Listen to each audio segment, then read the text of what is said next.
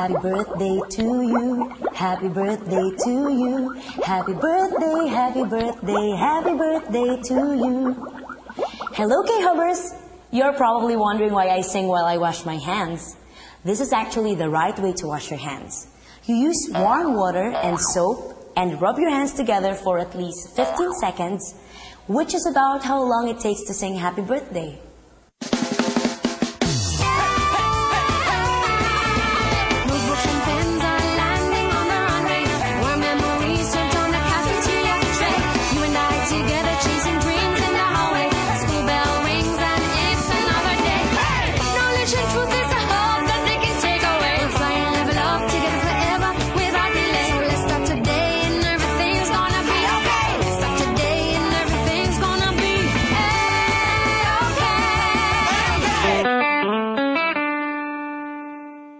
Washing our hands properly is the best way to protect ourselves from unseen microorganisms. These are organisms that are not visible to the naked eye and are found in the three domains of life, namely domain archaea, domain bacteria, and domain eukarya. To know more about the different organisms in our environment and their classifications, let's listen to Dr. Josetti Bio, a world-class educator and the first Asian to win the Intel International Excellence in Teaching Award, as she teaches her students all about Earth's diverse life forms.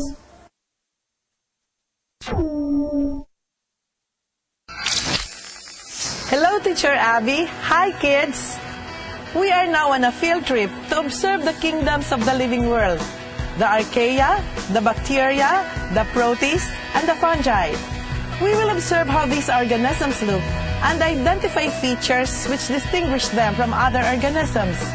We will also explore their habitats and find out why these organisms are important to us and to the environment.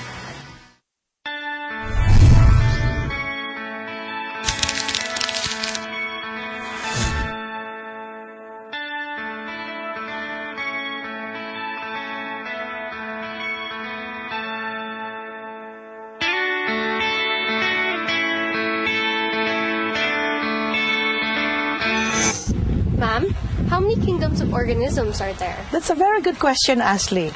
Before I discuss with you the characteristics of the archaea, the bacteria, the protists, and the fungi, let me first give you a brief background of how biologists classify living organisms. A long time ago, until about the mid-20th century, living organisms were classified into two kingdoms, the plant kingdom and the animal kingdom. Organisms that are stationary, possess chlorophyll, and can undergo photosynthesis are considered plants. Those that can move around and eat other organisms for food are considered animals. The branch of biology, which deals with describing, naming, and classifying organisms, is called taxonomy. Taxonomists classify organisms based on similarities in structure as well as evolutionary relationships. Traditionally, the kingdom level has been considered as the highest taxonomic category. So, which is the most acceptable way of classifying organisms? That's a very good question, Lorenzo. The five-kingdom system, as well as the six-kingdom system, are still used in many textbooks. Some taxonomists, however, find the five-kingdom classification as well as the six-kingdom classification obsolete. The three-domain scheme is widely accepted by many taxonomists.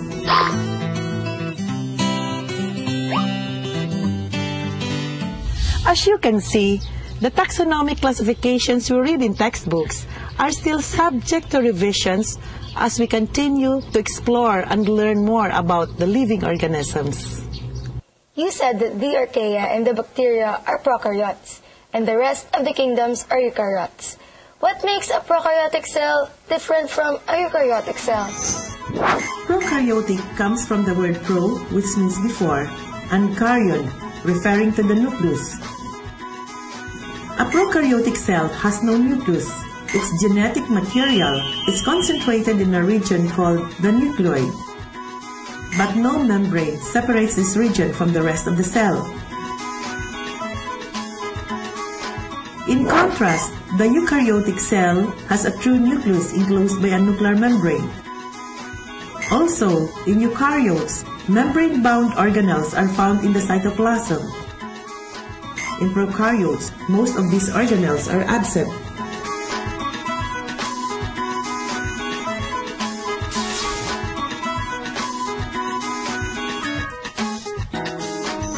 What are archaea and how are these different from bacteria? Archaea were once considered as bacteria, and they are called archaebacteria. But scientists have discovered that the archaea have different characteristics which are entirely different from bacteria. Both archaea and bacteria, however, possess cell walls. The cell walls maintains the shape of the cells and prevents the organisms from bursting under unfavorable conditions.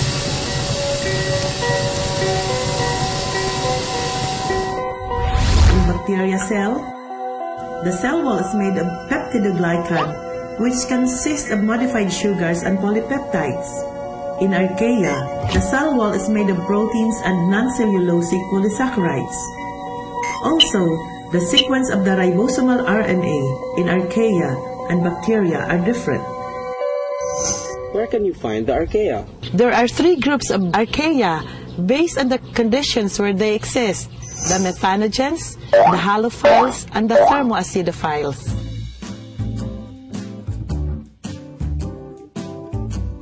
Archaea were first discovered in volcanic hot springs. Recently, another group of archaea were found in highly acidic mine drainage. These groups of archaea are known as thermoacidophiles because they live in extremely hot and acidic environments. Another group of archaea are the halophiles. Halophiles live in areas with high salt concentration, such as the Dead Sea. Do you know that some species of halophiles require a salt concentration 10 times as that of the seawater in order to grow and reproduce? Another very important group of archaea are the methanogens. They are found in the intestinal tracts of humans and some animals. They are also abundant in the sewage treatment plant and in areas where no oxygen is present. Oxygen will kill them. These organisms convert carbon dioxide to methane and are important decomposers in the sewage treatment plants. Do archaea cause disease? No, archaea don't cause disease. They are non-pathogenic. How do they reproduce? The archaea reproduce asexually by binary fission. The single DNA replicates, the cell wall pinches off in the center, and the organism divides into 2 new cells. The bacteria are the most abundant prokaryotes found in the world. They are found everywhere, in the soil, in air, in water, in your skin, and even inside your bodies. The most common bacterial shapes are the rod-like bacilli, the spheres called cocci, and the corkscrew-shaped bacteria, the spirilla. The most distinguishing characteristic of the bacteria is their peptidoglycan cell wall. Only the bacteria possess a cell wall with peptidoglycan.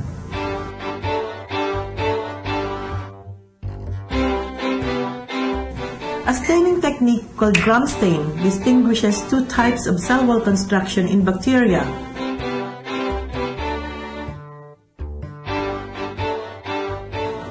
The cell wall of a gram-positive bacteria has a thick peptidoglycan layer.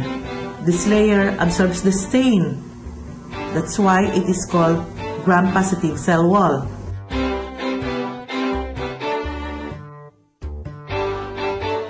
The cell walls of a gram-negative bacteria, on the other hand, has a thin peptidoglycan layer, but the cell wall includes an additional outer membrane.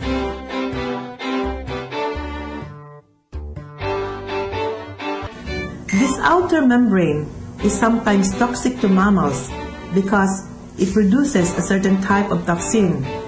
That's why some gram-negative bacteria can cause disease.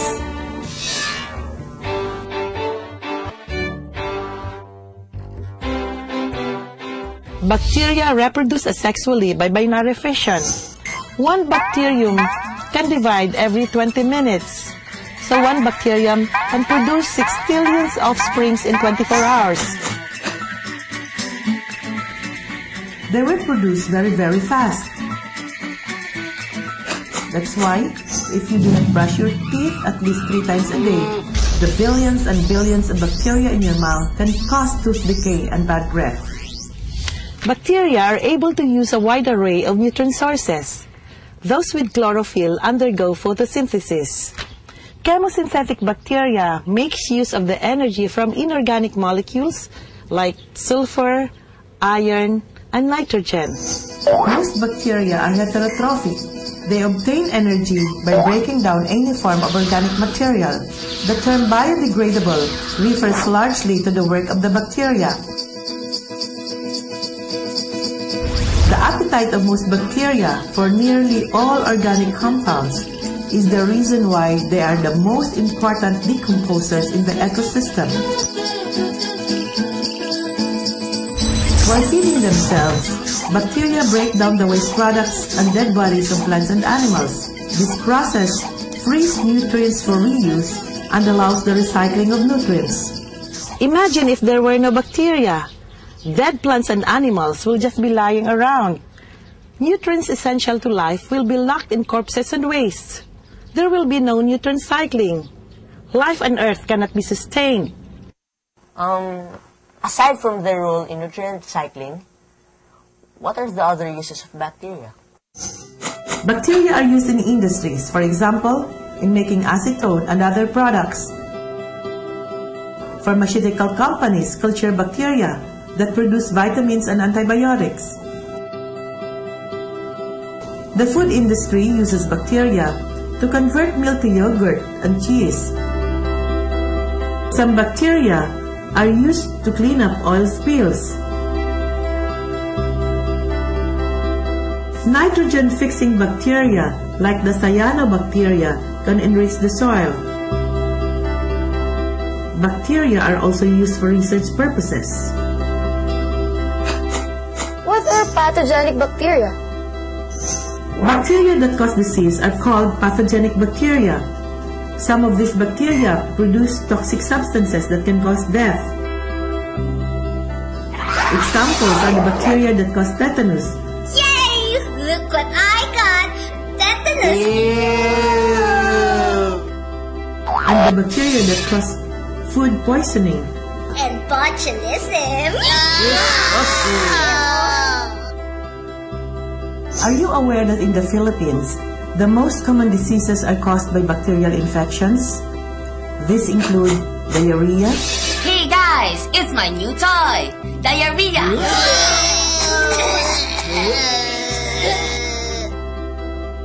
Bronchitis. Daddy, I want that toy. No, that's dirty. Why, Daddy? Because that is bacteria.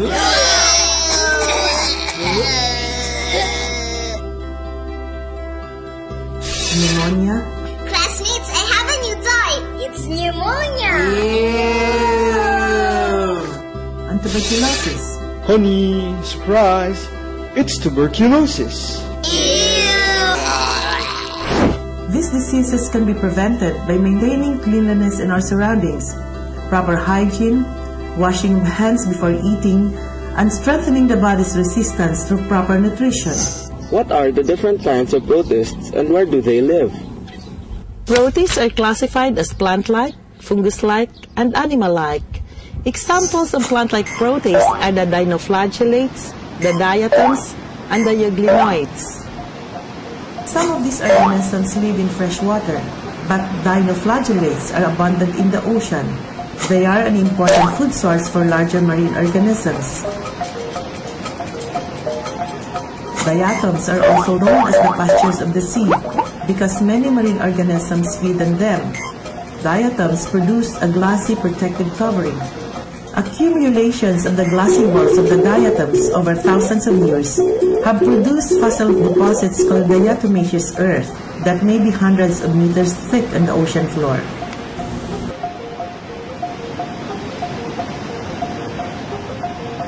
prehistoric accumulations of diatoms and their stored oil may have contributed to today's petroleum reserves. Dinoflagellates, diatoms, and euglenoids are also called phytoplankton, meaning floating plants.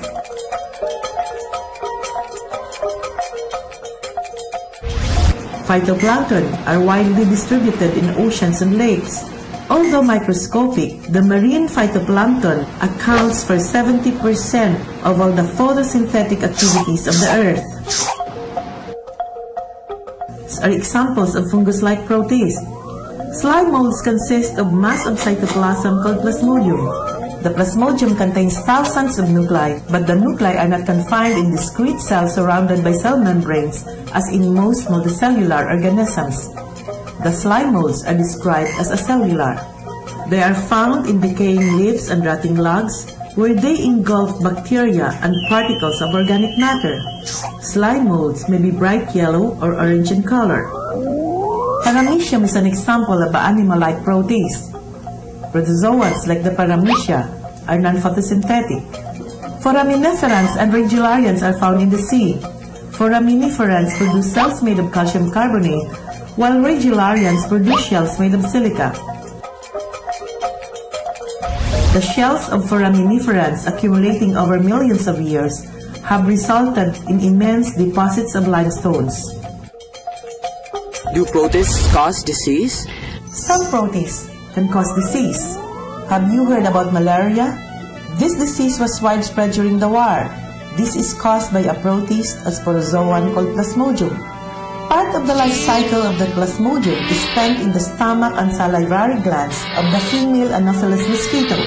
When the mosquito bites a person, the Plasmodium enters the bloodstream of the unfortunate victim, where it reproduces rapidly in the blood cells, causing malaria fever. One species of amoeba, Entamoeba histolytica, can cause amoebic dysentery in humans. Wow! Amoeba! Where can I get one? This parasite can enter our body by drinking contaminated water and eating contaminated food. That is why it is very important that you drink clean water and that you wash your hands before eating. Look at this log. What can you see in here? I see orange organisms growing in there. These are bracket fungi. Just like mushrooms and lichens, these organisms belong to kingdom fungi. How do fungi reproduce? Fungi reproduce asexually by means of spores. The spores are dispersed by wind and water.